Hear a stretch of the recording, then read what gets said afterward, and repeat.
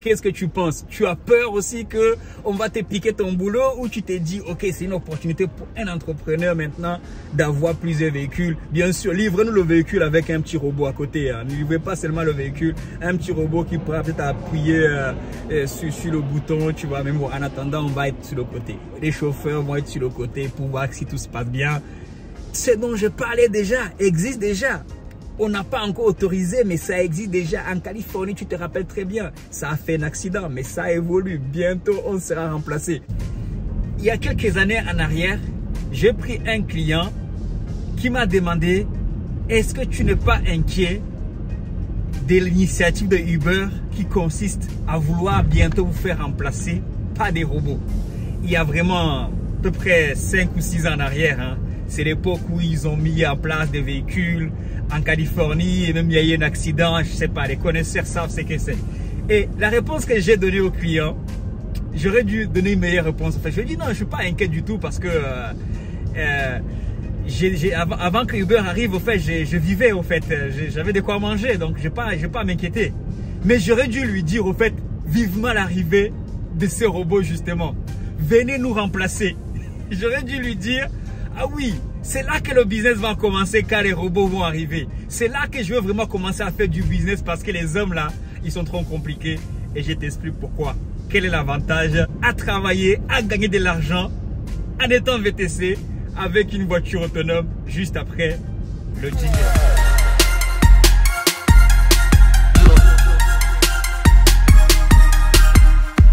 Salut à toi, bienvenue. Une vidéo spéciale.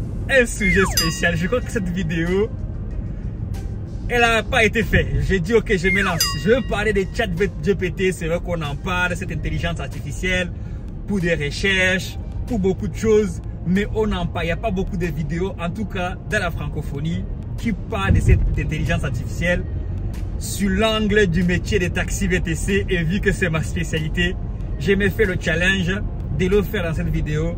Et je vais te donner 3 ou 4 voire 5 bonnes raisons pour lesquelles ce serait une révolution d'avoir une entreprise de transport, des personnes, des VTC, des taxis, des voitures autonomes tout simplement. Parce que de toute façon, les chauffeurs se plaignent, tu vois. Mais avant tout, comment déjà pas liker?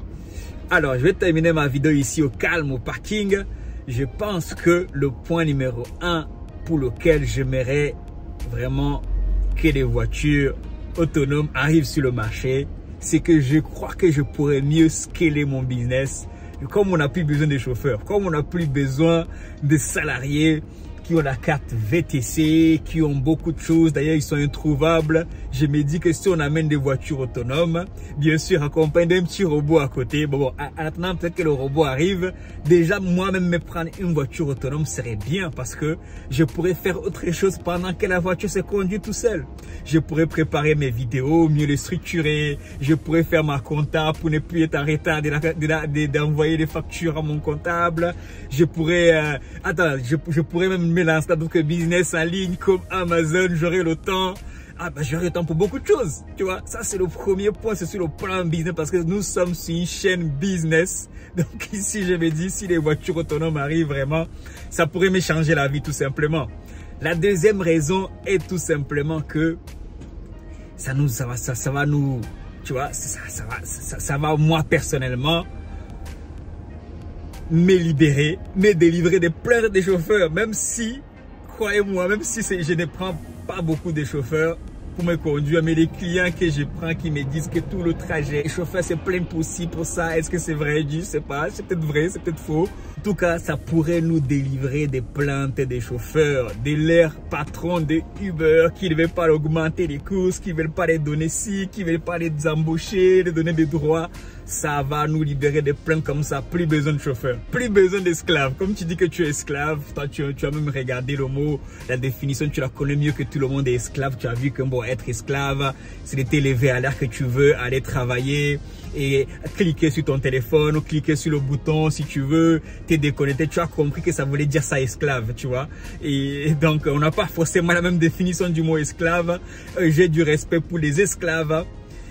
qui ont payé un prix dur, qui continuent, il y en a même dans le monde jusqu'à aujourd'hui, qui n'ont aucun choix. Toi, tu as la liberté de conduire la voiture que tu veux, d'utiliser le téléphone que tu veux, de prendre les courses que tu veux, et de même pas les prendre, de pas aller travailler, et tu permets de penser que tu es un esclave, ou tu permets de dire qu'une personne comme moi qui choisit ses courses, qui fait ce qu'il veut, il est esclave.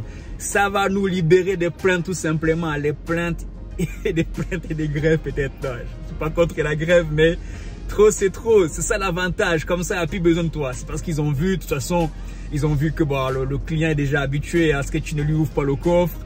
Quand il arrive, tu appuies sur un bouton, il charge tout seul ses valises.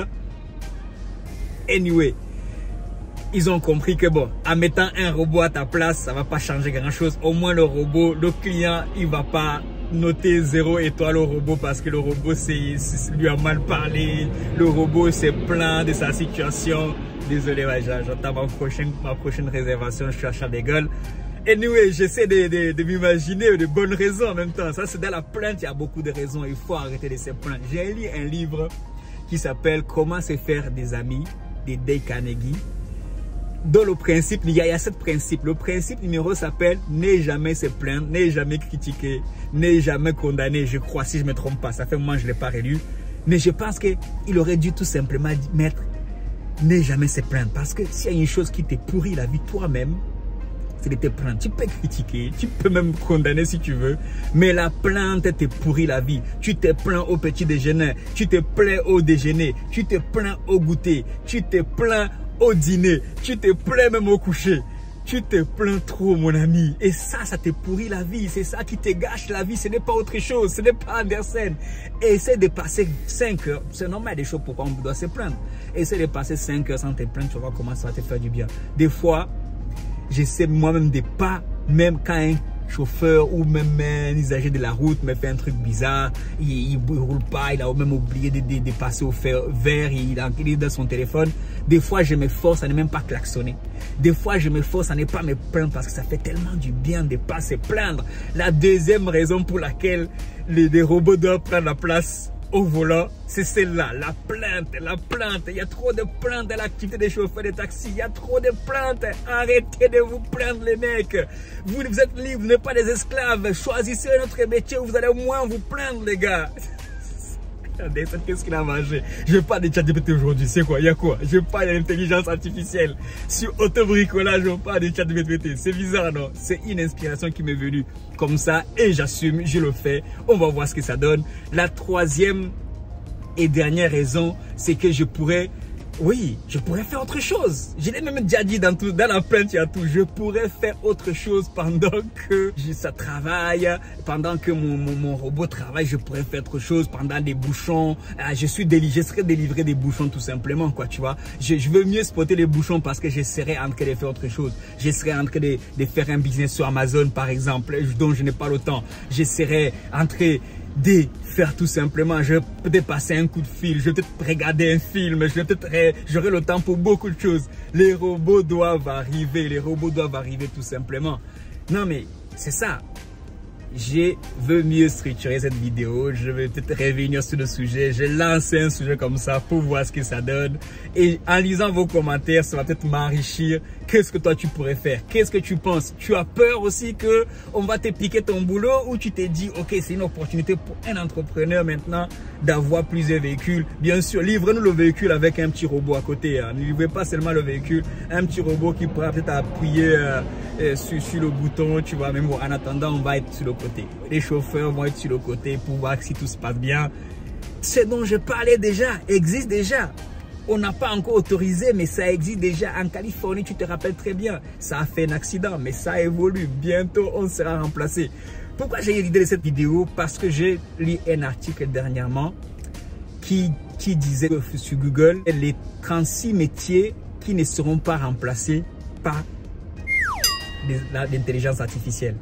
Et dans les 36 métiers qui ne seront pas remplacés, je n'ai pas trouvé taxi et VTC. Nous, on sera remplacés.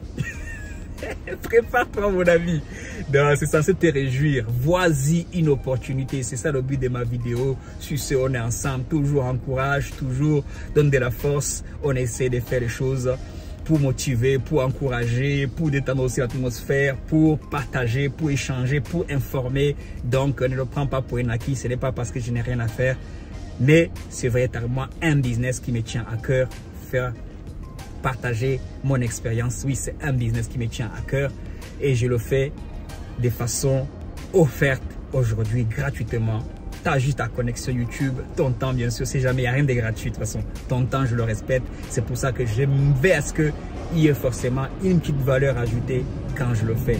Donc, on est ensemble. Dis-moi ce que tu en penses. Donne-moi des idées. Donne-moi une nouvelle façon de le faire. Donne-moi des points que j'aurais pu évoquer. Comme ça, dans la prochaine vidéo, je vais parler du sujet. Je vais revenir de façon plus consistante et plus concise. Ok, on est ensemble. God bless you. Peace.